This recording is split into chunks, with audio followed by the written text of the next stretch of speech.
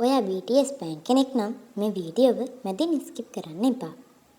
මොකද අද අපි ඉන්ටර්නෙට් එකේ හැමතැනම පැතිරෙන BTS dating rumors එකින් එක බලනවා. හැබැයි ඒවායින් මොනවද ඇත්ත මොනවද කටකතා? මේ වීඩියෝව අවසානයේ වෙනකම් බලන්න. මොකද අවසානයේ මම පෙන්නනවා ලෝකෙ පුරාම මිලියන ගණන් ෆෑන්ස්ලා තවමත් වැරදියට විශ්වාස කරන BTS ගැන ලොකු මිස්අන්ඩර්ස්ටෑන්ඩින් එකක්.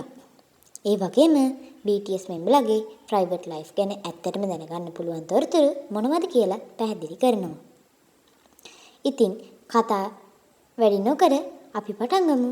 BTS මෙම්බර්ස්ලාට ගර්ල්ෆ්‍රෙන්ඩ්ස් ඉඳලා තියෙනවද? ඇත්ත කතාව මොකක්ද කියලා. ලෝකෙම මිලියන ගණන් ආමිලට තියෙන ප්‍රශ්නයක් තමයි BTS මෙම්බර්ලාට ගර්ල්ෆ්‍රෙන්ඩ්ස්ලා ඉඳලා තියෙනවද? අද අපි බලන්නේ ඉන්ටර්නෙට් එකේ තියෙන කටකතා නෙමෙයි. ඇත්තටම දැනගන්න පුළුවන් තොරතුරු. BTS කියන්නේ ලෝකයේ ජනප්‍රියම බෝයි බෑන්ඩ් එකක්. ඔවුන්ගේ හැම පියවරක්ම ලෝකයම බලනවා. ඒ නිසාම මෙම්බර් කෙනෙක් hina වුණත් ඒකක් කෙනෙක් එක්ක ෆොටෝ එකක් ගත්තත් dating rumors ඉක්මනින්ම පැතිරෙනවා.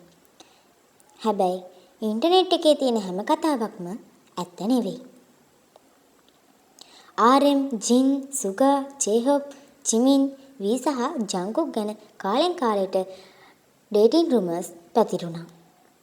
සමහර rumors photos නිසා, සමහර rumors social media photos නිසා, තවත් සමහර ඒවා ෆෑන්ස්ලාගේ අනුමාන.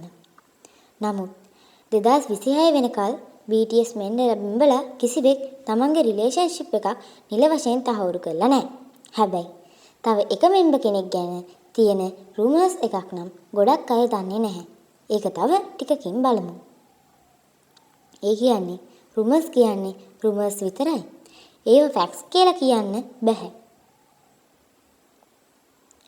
සැබෑ ආමි කෙනෙක් විදිහට අපි කරන්න ඕනේ දෙයක් තියෙනවා.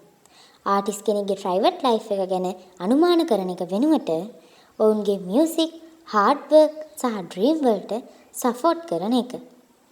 BTS කියන හැමදාම දෙන මැසේජ් එකක් ඒකයි. Love yourself, respect others.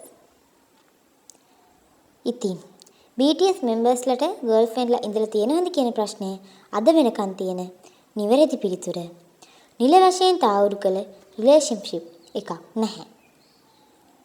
මේ වගේ BTS ෆැක්ට් තවත් බලන්න කැමති නම් ලයික් කරන්න, කමෙන්ට් එකේ ඔයාගේ ෆේවරිට් මෙම්බර් කියන්න. අලුත් වීඩියෝ අතපස නොකර බලන්න, සබ්ස්ක්‍රයිබ් කරන්න.